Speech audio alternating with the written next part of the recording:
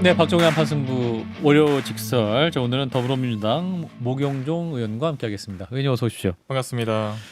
자, 일단 오늘 국무회의에서 8.15 광복절 특사 사면 대상이 확정됐습니다. 여러 논란도 있었고 또 대통령을 위해서 말씀하시는 분들은 좀 하지 마셔라 이런 말씀도 많이 있었던 것 같은데, 자, 일단은 결정을 했습니다. 의원님 어떻게 보셨어요? 참 이 질문에 대해서 여러 자아가 저는 속에서 지금 충돌을 하고 있는데요. 그래요. 일단은 대통령의 고유 권한이지만 음. 대통령의 독단적인 권한은 아니다. 이 음. 말씀을 꼭 드리고 싶어요. 예. 대통령 혼자서 판단해서 혼자서 결정한 내용은 아닌 것을 확실히 해야 된다.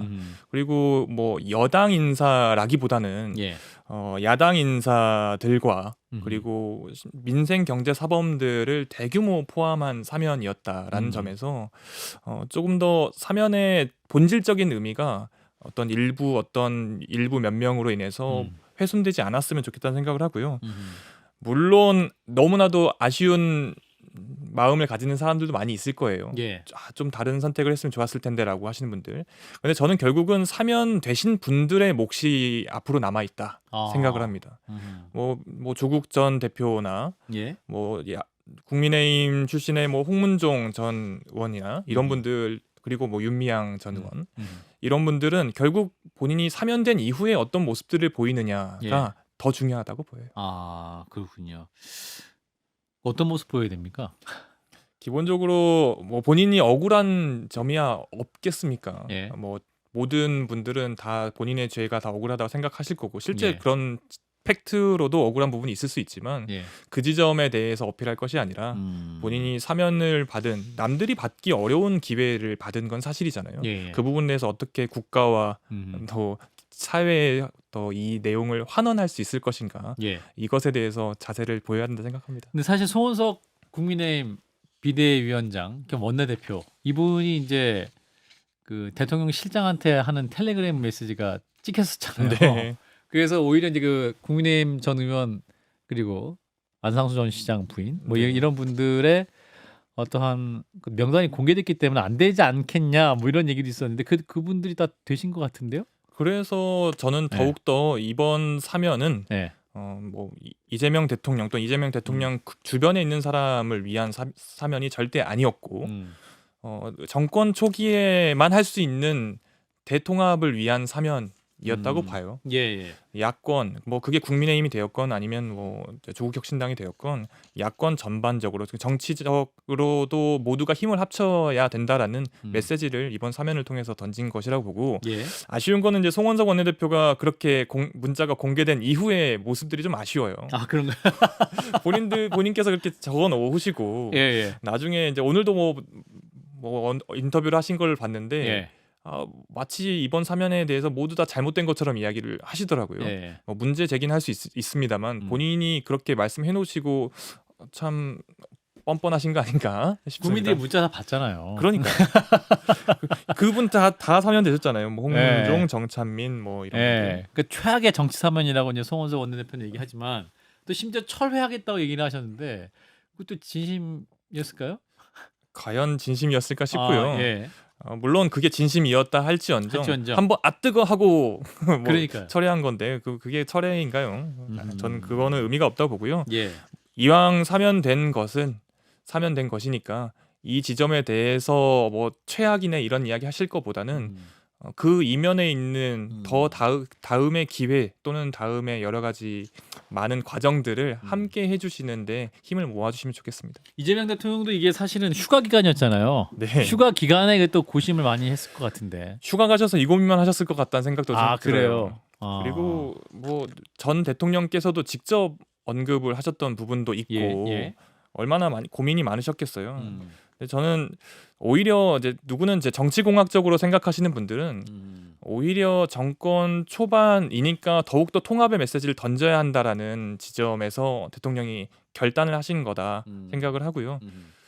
뭐 아쉬움이 없진 않겠지만 특히 저는 젊은 세대들 20대 30대의 그분들이 이 사면에 대해서 평가를 이렇게 따뜻하게 할 수는 없을 것 같다는 생각이 들어요. 2030. 그럼요. 예. 차가운 시선은 분명히 존재할 거고 예. 이 지점에 대해서 이 사면 되신 분들이 모르지 않을 겁니다.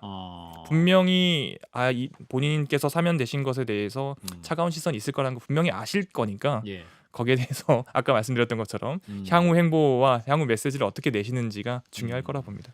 사실 이제 여당 내에서 그 조국 전 대표의 사면에 대해서 여러 얘기가 있었던 것 같습니다. 그러니까 정부 여당 입장에서 과연 드릴 것이냐 실릴 것이냐 뭐 이런 전망이 있긴 합니다만 의원님도 어려운 질문이 있을 것 같긴 한데 어떻게 판단하세요? 물론 득과 실이 다 있죠. 득과 실이 다 있다. 득실 다 당연히. 있다. 네. 뭐 득이라고 하자면 그래도 통합적인 메시지를 던지면서 집권 여당의 조금 또는 현재 정부의 힘을 좀 더 받을 수 있는 계기를 마련했다. 교두보 한 다리를 좀 마련했다 정도일 것 같고 예.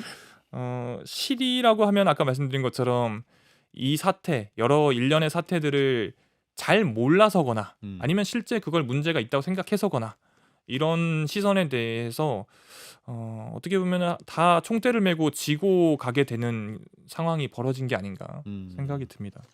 뭐 공정이란 가치에 대해서 뭐 전 정권에서도 막 이야기하고 그렇죠. 우리나라 사회에서 없어질 수 없는 정말 중요한 가치가 공정이라는 건데 예. 이 지점에 대해서 과연 국민의 정서 또는 젊은 세대들의 정서를 참 어떻게 다시 설득시키고 이해시킬 수 있을 것인가 조금 걱정은 되긴 합니다. 아, 그렇군요. 근데 이제 조국 전 대표의 경우에 이제 당장 내년 지방선거를 앞두고 이분의 행보가 어떻게 될 것이냐, 그리고 조국 혁신당과 더불어민주당의 관계는 어떻게 될 것이냐, 이 부분에 대한 질문이 많이 있습니다. 이를테면 조국 혁신당이 호남에서는 뭐랄까 지난 뭐 지방 재보궐 선거에서 한 석을 얻었었죠. 군수에 담양 군수 했기 보궐선거였죠. 때문에 또 내년 지방선거에서 이제 호남에서는 조국 혁신당과 민주당의 대결이 만만치 않을 것이다, 이런 전망도 하시는 분이 계셔서 실제로 그럴까요? 일단 오늘 조국 혁신당에서 본인들 논평으로는 예. 너무 먼 이야기다. 먼 이야기다. 이렇게 직접 말씀하셨더라고요. 뭔 이야기면 지금 얘기하고 싶지도 않다는 얘기인가요? 조심스럽다는 이야기겠죠. 지금 바로 선을 안 긋네요. 네, 뭐 근데 민주당 예. 입장을 제가 대표하는 건 아닙니다만 예. 그냥 한 사람의 국민으로서 바라봤을 때 예. 조국 혁신당 그리고 조국 전 대표도 이제 복권도 됐고 정치인의 한 사람으로서 그렇게 충분히 그런 생각은 할 수 있다고 봅니다만 순전히 민주당 입장에서 바라봤을 때는 예. 계속 이게 아까 말씀드린 건 연장선상이긴 한데 국민들의 정서를 좀 더 냉정하게 판단하신다면 방금 말씀하신 것처럼 어떤 더 적극적인 행보는 어렵지 않을까 생각을 합니다. 그렇군요. 말씀하신 2030의 더 차가운 마음들, 이런 것들을 고려해서라도 단순히 2030뿐만은 아닌 것 같아요. 예. 네. 그렇군요. 또 국민들에게도 어떤 이 사면에 대해서 곱지 않게 봤던 분들을 봐서라도 적극적인 행보를 좀 하지 말아야 되지 않겠느냐. 그럼요. 이 사면이라는 것 자체가 특별 사면, 한마디로 아무에게나 주어지지 않는 사면이고 그 대법원까지 판단 끝난 거를 그럼요. 대통령이 이제 죄가 없는 것으로 만드는 것이기 때문에 오늘 제가 대통령실 보도 자료를 가져왔는데 예. 이 부분에 대해서도 국가와 사회를 위해서 헌신한 주요 공직자들에 대한 이런 사면이었다, 이런 이야기를 했어요. 예. 말 그대로 그동안에 했던 내용들에 대해서 크게 평가를 해줬으니 앞으로도 국가와 사회를 위해서 더욱 헌신해야 된다라는 생각을 합니다. 그래서 본인들 또는 본인이 속해 있는 어떤 집단의 정치적 이익이 아니라 어떻게 하면 국가와 국민들에게 봉사할 수 있고 헌신할 수 있는지를 고민해 주기를 원합니다. 예, 조국 혁신당도 그래서 뭐랄까요, 강력하게 막 요구한다 이렇게 입장 표명 안 했던 것 같아요. 일단은 그러신 것 같고요. 네. 뭐 지극히 상식적으로 판단해 주시길 바랍니다. 우리 모흥정 의원님께서 강하게 말씀해 주셨는데, 이를테면 이제 조국 전 대표가 사면이 됐기 때문에 뭐랄까요, 이제 쇠빙선 역할 끝난 거 아니냐, 이제 합치는 게 맞는 거 아니야? 라고 이제 말씀하시는 민주당 내에도 계시는 것 같아요. 민주당 지지자들 중에서도 사실 이제 각자 가지 말고 이제 쇠빙선과 뒤에서 함께했던 민주당이 한 이제 줄기를 만나야 되는 거 아니냐. 이제 어떤 검찰 개혁 또 이제 탄핵도 이루어졌기 때문에 이제 그것을 마침표를 연내에 만약에 찍게 되면 함께 뭉쳐야 되는 거 아니냐, 이런 주장도 있기 때문에 의원님으로서는 어떻게 느끼시는지. 방금 이제 민주당 내부를 이야기하셨는데 네네네. 중요한 건 민주당도 민주당이지만 네. 또 다른 당사자인 조국혁신당의 내부에서도 입장도 중요해요. 조국혁신당 내부에서도 예. 제가 뭐 짧지만 파악하고 예, 있기로는 파악해 주세요. 두 가지 이야기가 뭐 비율은 다를 수 있지만 두 가지 다 공존해요. 공존하는 걸로 알고 있습니다. 자강론과 합치자. 이런 네, 것들. 뭐 합치자까지는 아니어도 그래도 아. 더 유화적인 제스처를 취해야 된다라는 예. 게 있는 걸로 알고 있는데 예. 물론 뭐 당과 당을 합치는 문제가 쉬운 문제가 아니지 않습니까? 예. 그래서 꼭 굳이 저는 다당제로 가는 하나의 뭐 발판이 우리에게는 펼쳐져 있다고 생각을 하거든요. 조국혁신당이 본인의 정체성을 더욱더 민주당과 다르게 뭐 쇄빙선은 아니지만 또 다른 쇄빙선의 역할을 하고자 한다면 당을 굳이 합칠 필요 없고 예. 계속 연대를 같이 할 수 있는 거고요. 예. 뭐 그게 아니라 민주당과 생각하는 가치와 역할이 다 똑같다고 생각하면 뭐 당과 당이 따로 있을 필요는 없을 텐데 뭐 애초에 당이 만들어진 이유가 있기 때문에 예. 후자보다는 전자 쪽이 더 가깝지 않을까. 아, 전자 쪽으로. 네. 전자 쪽으로. 자, 오늘 이제 리얼미터 조사가 나왔습니다. 근데 대통령 지지율이 그 국정 수행에 대한 지지율이 저희 일부에 소개해드린 리얼미터가 이제 에너지경제신문 의뢰로 조사한 거. 지난 4일에서 8일 무선 자동응답 방식. 자세한 내용은 중앙선거 여론조사 심의 홈페이지 보시면 되는데 56.5%가 나왔습니다. 사실은 뭐 취임한 지 그렇게 오래되진 않았습니다. 그리고 또 임기 초기 때문에 지지율이 높은 상황인 거 맞는데 56.5%좀 낮아졌다. 또 하락폭이 좀 큰 거 아니냐 하면서 이제 언론에서 또 이게 문제 제기를 합니다만 이 수치는 어떻게 읽고 계시는지. 뼈아픈 수치죠. 뼈 아픈 수치를 보세요. 그럼요. 제가 지난번 방송에 나와가지고 아직 이재명 정부는 10%도 보이지 않았다. 앞으로 더 좋은 모습을 보일 일이 많이 남았다라고 말씀드렸던 적이 있는데요. 예, 맞아요. 나름 상승 가도를 더 달려야 되는데 예. 한번 주춤한 거는 사실이고 주춤한 사실을 만든 그 요인이 너무나도 명확해서요. 근데 그 지점이 어떻게 보면 또 다른 기회가 될 수도 있는데 그 지점에 대해서 성찰과 반성이 있고 어떤 모습을 보이는지에 따라서 다음 지지율이 나올 것 같은데 예.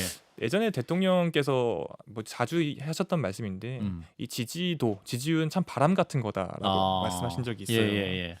물론 지지율이 중요한 참고 자료는 되겠습니다만 이거에 일희일비해서 뭔가 핸들을 급하게 꺾으면 더 문제가 될 수도 있으니까요. 예.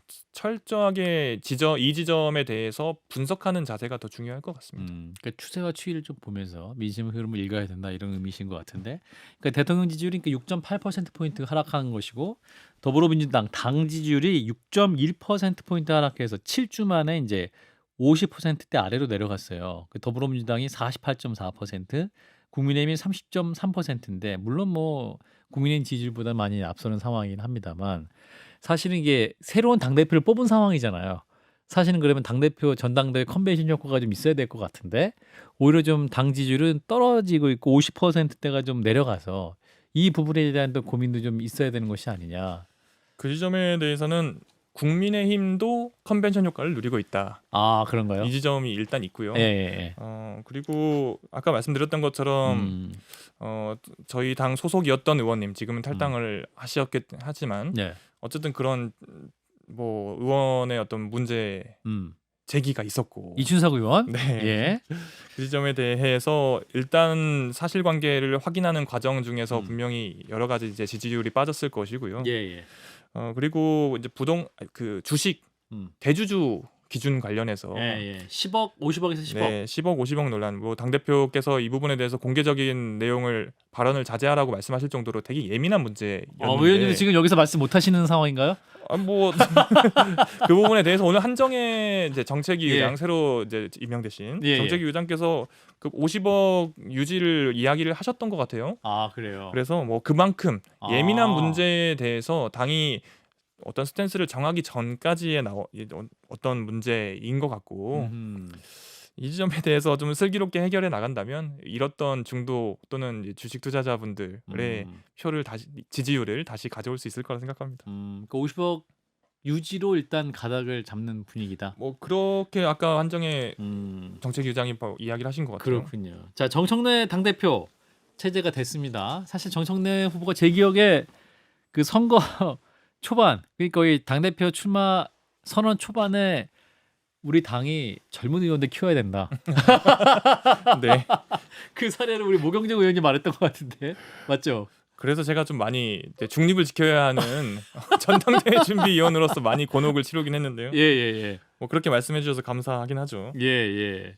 자, 그럼 이제 정청래 당대표 체제 이제 더불어민주당 어떤 기대를 갖고 계시는지. 일단 저는 당대표 후보자 두 분 음. 중에 어떤 분이 되셔도 당이 뭐 앞으로 나가는데 문제가 없을 거라 생각을 했긴 예. 하거든요. 예, 예. 지금 뭐 일주일밖에 안 되긴 했지만 예, 예. 여러 가지 이제 말 그대로 힘을 가지고 추진하실 부분에 대해서 강하게 나가시는 것 같아요. 예, 예. 저는 뭐 앞으로도 뭐 그리고 당대표 혼자 이끄는 당이 아니라요. 예, 예. 국회의원뿐만 아니라 당원들과 함께 당의 여러 가지 의사들을 결정하는 체제가 우리 민주당은 됐습니다. 그래서 예. 뭐 한마디로 이렇게 튀는 행동, 음. 튀는 결정들이 나오다기보다는 음. 합리적이고 당원 전체가 그래도 당원 대다수가 납득할 만한 결정들이 이어질 거라고 봅니다. 예, 알겠습니다.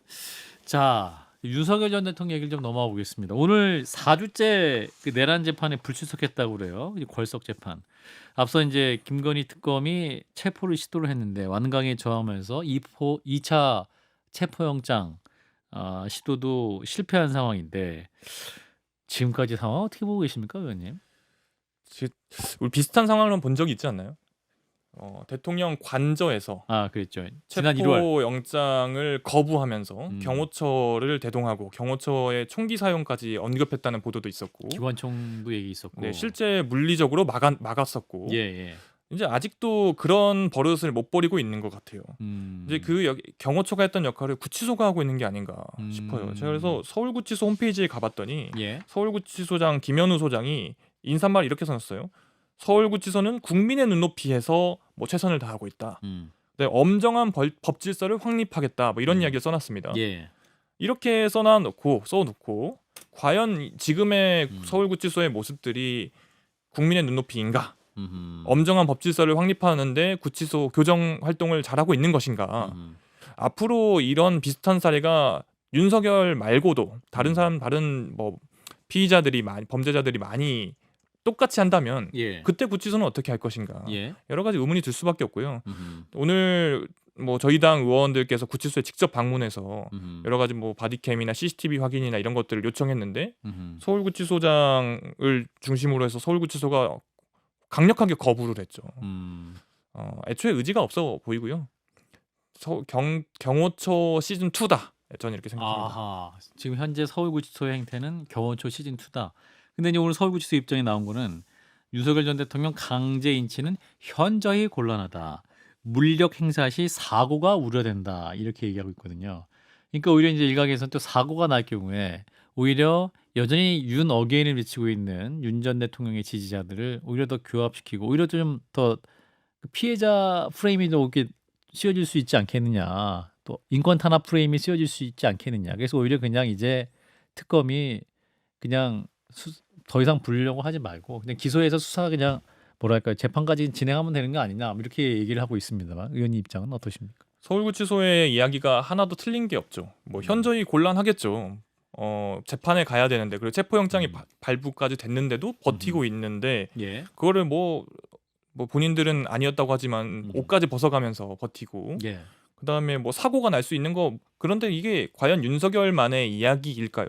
서울구치소에 있는 모든 사람들이 다 이런 가능성을 가지고 있는 거 아닐까요? 예. 그래서 이 법 질서를 확립하기 위해서는 여기에서 어떤 모습을 보여주는지가 앞으로 대한민국 교정 업무에 있어서 중요한 전환점 기로에 서 있다고 저는 봅니다. 예. 그래서 앞으로 윤석열이 어떻게 하는지가 뭐 윤어게인 이런 이런 문제에 고민할 것이 아니라요. 예. 단순히 법 집행에 있어서 엄격함을 보여야 된다 생각을 하고 말씀하신 것처럼 그렇다면 뭐 법정에 서지 않고 걸석 재판을 계속해서 뭐 이렇게 재판을 이어나가면 되는 거 아니냐라는 분들도 있는데 다시 한번 말씀드리지만 대통령까지 했고 검찰총장까지 했던 사람이 그렇게 버티고 있으면 앞으로 모든 범죄자 또는 피의자 또는 구치소에 있는 수감자들 다 똑같이 하면 어떻게 할 것인지 저는 의문이 들 수밖에 없습니다. 예. 그러니까 이제 법무부 장관 얘기는 까마귀라 불리는 기동순찰팀까지 갔는데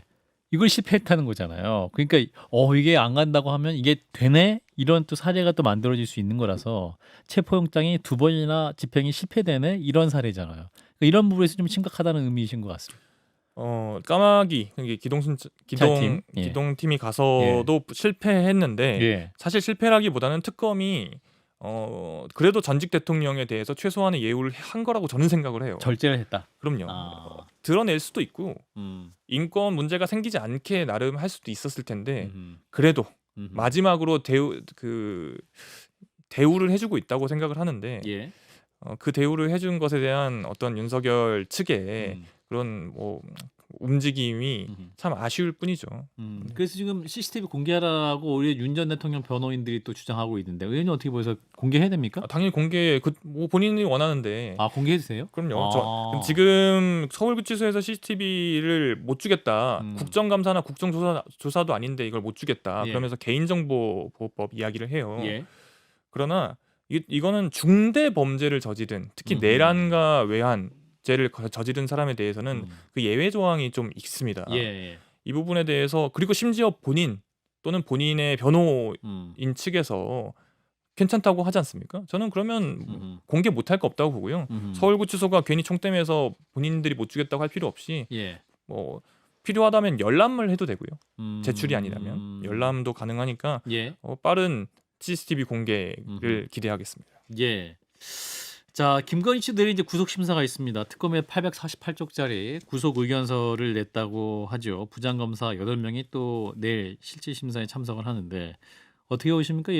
의원님 동시 구속이 될 수 있을 것이냐? 되어야죠. 되어야 네, 한다. 아까 뭐 제가 전에 출연 일부에서. 채널들 100% 뭐 99.9% 하시던데요. 예. 저는 뭐 무조건 돼야 된다고 보고요.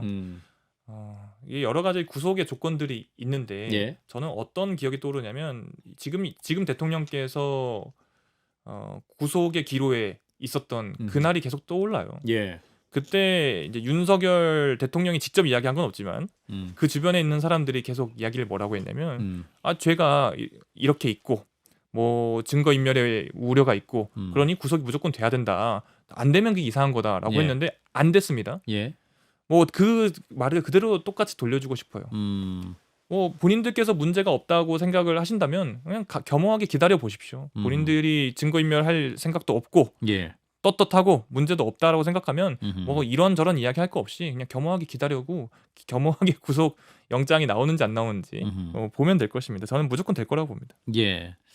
자, 무조건 될 것이다라는 말씀. 자, 이제 국민의힘 전당대회 8월 22일 예정돼 있고 이제 1차 그 토론회까지 있었습니다. 이제 제1야당인 만큼 뭐랄까요? 이제 탄핵 이후에 정치의 복원을 위해서는 좋은 야당 혹은 좋은 파트너인 야당이 필요할 텐데 현재까지 상황 어떻게 보십니까? 그 길이 요원해 보이네요. 좋은 야당의 길은 요원하다. 이제 저는 전유관 씨죠. 전한길 씨가 아니라 전유관 씨. 전유관 씨? 네. 무슨 말이죠? 그게? 전한길이라는 건 예명 가명입니다. 본명. 예. 이제 전한길 씨에 대해서 전유관 씨에 대해서 어떤 태도를 보이는지 제가 주의 깊게 보고 있는데 예. 뭐 말로는 징계를 하겠다라고 하는데 과연 그 징계가 과연 잘 될 것인가? 14일에 이제 결정된다고 하는 것 같은데. 한 차례 이제 한덕수 대선 후보에서 김문수 후보로 뭐 어떤 다시 김문수 후보에서 한덕수 후보로 막 바뀌던 그때의 국민의힘 모습이 계속 오버랩돼요. 예. 말로는 뭐 이런저런 이야기를 하지만 심지어 김문수 후보는 내란 관련돼서 대선 기간 동안에 문제가 있다는 식으로 발언도 했던 걸로 기억을 하는데 예. 지금은 바로 또 입장을 다 바꿔서 도로 내란당이 되고 내란의 힘 모습을 보이고 있는 게 아닌가 싶거든요. 안타까운 거는 거기에서 좀 중심을 잡아줄 분들이 필요한데 100명이 넘어가는 의원님들 중에서 중심을 잡아줄 의원님이 아직은 안 나타나시는 게 아닌가. 그래도 일말의 희망을 가져보자면 국민의힘이 역사가 짧은 정당이 아니지 않습니까? 그렇죠. 나름 보수 정당, 보수의 중심 정당을 표방했던 자부했던 분들인데 이제는 누군가가 좀 나와셔서 지금 이 전당대회의 기형적인 모습을 바로 잡아주셔야 그래도 민주당과 함께 국정을 운영하는 나라의 좌우 날개로서 날아갈 수 있을 거라고 보고요. 강성 보수층만 결집해서는 안 된다고 보고 그리고 상대를 공격해가지고 뭔가 이득을 취하려는 태도 때문에 저는 대선에서도 졌고 그리고 그 이전에 윤석열의 패착도 거기에 있었다고 보는데 그런 모습 계속해서는 누군가는 정치적 이득을 취할 수 있긴 해요. 예. 본인의 다음 선거가 됐건 아니면 당내 어떤 기득권이 됐건 그러나 대한민국 정치사에 있어서는 되게 비극적인 결과를 초래한다고 봅니다. 근데 지금 김문수 후보가 이제 구구 논쟁이 있는데 후보자들끼리 그런데 국민의힘에는 구구가 없다. 오히려 더불어민주당이 극좌다. 정청래 더불어민주당 대표가 극좌 테러리스트다. 해산해야 될 건 더불어민주당이다. 이렇게 주장하고 있습니다. 네. 그게 이제 당을 망하게 만드시는 지름길이라 저는 생각을 하고요. 오죽하면 예. 그런 모습들을 좀 풍자하고 비판하시는 분들이 예. 김문수 뭐 전 후보, 김문수 지금 후보죠. 예. 김문수 후보와 전한길 같은 분들이 아주 잘하고 있다. 아주 그냥 끝장을 내려고 작정을 했구나. 국민의힘을 네, 뭐 그렇게 역설적으로 말씀하시기도 해 반어법으로. 예. 김문수 후보는 좀 정신 차리시고요. 본인이 이제 정청래 당대표에 대해서 뭐 그런 극자 테러리스트다 이런 예. 이야기 하실 거면 예.